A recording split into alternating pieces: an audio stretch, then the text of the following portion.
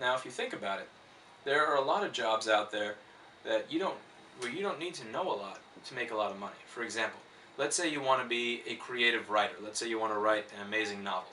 There's a, there's a very low chance of you writing the next great American horror novel and actually making a lot of money at it than there is at going to Craigslist, getting a job as a writer at a website that needs somebody to write for their blog, for search engine optimization. So if you could come up with creative ways to use the same keyword 5 times while Google, without having Google, step on you for writing garbage or using the same keyword over and over, if you're a good writer or a journalist, you can do this. And there are people on Craigslist that are willing to pay $60 to $80 per blog entry, which is ridiculous in my opinion, but $60 to $80 for something that you may be able to write in 15 minutes. And a lot of people, even people who are out of work, will say, no, that's not what I want to do with my life. You should go ahead and do it. The same thing in this industry. I am using 5 to 10% of my brain power, even when I'm working on difficult shit, such as why does this motherboard have no USB? Why does this motherboard not turn on? Why does this screen not work? Why does this click? Whatever it is inside of a laptop, I'm using 10 to 15% of my brain power that I used to use when I had to fix more complex issues on broadcast gear, and I'm making a lot more money at it. It takes a lot less brain power to be a slumlord than it does to be a journalist, but who do you think makes more money? If you buy a garbage house in a crappy neighborhood somewhere in Tennessee or Virginia or Maryland or Mississippi, if you buy some garbage, crappy little house for $9,000 or $11,000 and then rent that house out, basement, first floor, and second floor, to 3 families, you will make a fuck ton of money. And if you buy a couple of those houses and you finance them while taking rent in every single month from every single one of these people, you will just pile on the money, and any piece of garbage can be a slumlord. I'm not saying you should be a slumlord, but my point is, making money is not as difficult as it seems. And people who are not from America are typically a little bit more comfortable with following the money instead of saying, I particularly want to do this. They're a little more adept or ready and willing to learn a new skill set in order to find a job in a recession than somebody who has this American mentality. I must go to college. I must graduate. I must get a master's degree. I must go to an internship.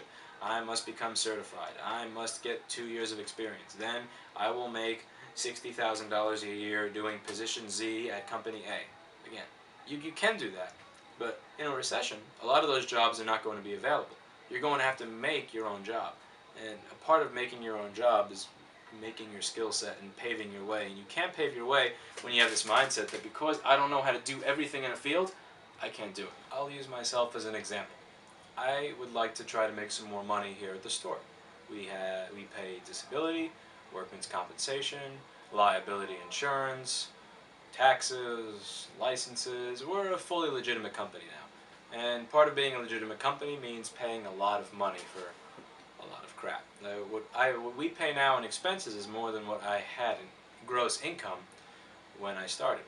So I would like to offset some of this by offering some new services. And one of the things that I would like to do is sell accessories. I don't have much aesthetic taste. I don't know any modern trends. I don't know where to buy good accessories. I don't know how to sell them. I don't know how to showcase them. I don't know anything about how to have an accessory store in any way. But I don't really care. I would like to learn how to do one thing, and I'm just going to try it and see what happens. I'm not going to let the fact that I don't know how to do something keep me from doing it. But most people don't like feeling like idiots, and most people don't like doing things they don't know how to do. But somebody said everything's easy when you know how to do it, and everything seems impossible when you don't know how to do it. So I talked to somebody, I asked them a couple of questions, and I'm sure I'm going to be paying too much for certain things. I'm sure I may buy a couple of things that may not sell, but I'm going to get myself, a nice little LED light strip, a glass case, and a couple of accessories, and see what happens. And I'd like to, and maybe that fails, maybe it turns into a real business, and maybe I take it a little bit more from there as people give advice and as I learn more. And I'm going to keep doing this. Just because I've had some success doesn't mean I'm going to stop trying to have more success in other fields. A lot of people will say to themselves, I'm doing pretty good, okay, and that's it. It's not a coincidence that most people can only make exactly enough money to support the bare minimum lifestyle. It's not a coincidence that the average person has this much expenses and maybe this much salary or this much salary. It's not a coincidence that most of the world has a salary that matches their expenses. What most people do is they only work just hard enough to get what they need to get by in life. And because and I've done that too. Once this place was here and working and everything was doing well, I said, you know, for 2 or 3 years I've spent 15, 16 hours a day working. Let me try spending, 4 or 5 for a little while. And nothing grew and nothing occurred. And that started to scare me because I looked and I thought, you should never be content with what you have, because if you're content with this, something may happen to take you from here down to here. Something may happen that makes you lose this much. And let's say you need to make this much to live. And if you lose this much, now you can't live. Whereas if you're here and you lose this much, you're still above what you needed to live. I don't want to be at a point where I'm content with making what I have. I don't want to not appreciate what I have. There's a difference between not appreciating what you have and just wanting more just for basic survival. But I started to get worried because I started becoming like the person from the beginning of this video that only wants to do what they do. I want to sell laptop screens and MacBook parts, and I want to repair Apple laptop computers at a hardware level. I didn't try to figure out how I could do something else. And you should always be looking to see how to do something else. We now sell, let's say, a bunch of different PC LCD screens. We have a plethora of repair services for other machines. We have a logic board repair service where people from all around the country will send in boards to get repaired for their own customers. We have a lot of different things going on now, and I don't want to be happy with just that. Even though there's a lot out there that I don't know, I have to remind myself that 3 or 4 years ago, I didn't know virtually anything about how to open a laptop. And about 7 years ago, I knew nothing on how to fix an amplifier. But I just said, I want to learn this. Let me see if I can turn this into a business. And that's how you get something turned into a business. The fear that you may fail, or the biggest fear I find is the fear that you don't know enough to start. The fear that you're not ready to start is a crippling fear, and it keeps most people from doing things because they convince themselves. The worst enemy is usually the person speaking to themselves. They convince themselves that they can't do this because they don't know enough. And the point of this video is, if it's a recession, which it is right now, and you're sitting at home saying, crap, I can't really make the $80,000 a year. I used to doing this. I don't really know what to do. But in 2013, I hear things are supposed to be better. We're going to have a different president, and I think the economy's going to do a little better, and this is coming back. This is making a comeback, and I think I'll be able to go back to my field, and maybe I can make some money. Hopefully, don't do that.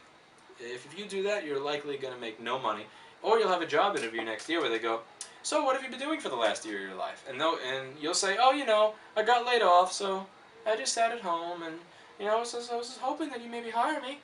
They're going to look at you and go, I don't want to hire you. You spent a year of your life doing dog shit.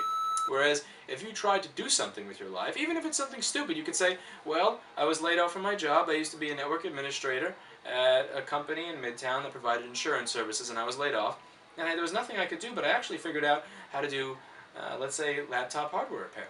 And I worked on this, and this machine, and that didn't work out, so I started maybe a little accessory store, and I actually sell accessories online on eBay, and that's a business that's making me about $2,000 a month. But I'm still looking for a real job. But here's how I grew this business. They'll see, you have a working brain. You have an entrepreneurial brain, and you can create solutions to problems. You actually have a much better chance of getting a job. So even if you want to find a job in the regular world instead of start your own business, going out and doing something for yourself gives you a better chance of doing that and makes you more employable. The whole point of this video is to try to get people's head out of the idea that, get their mind out of the idea that in order to make money or in order to have a career, you have to do exactly what you wanted to do, and you have to learn everything about it before you start doing it. Jump into something. Do something very small. I suggest try it under promise, over deliver. Never say you can do more than what you know how to do, and I think you have a good chance of being very, very successful. With that said, good luck and good night.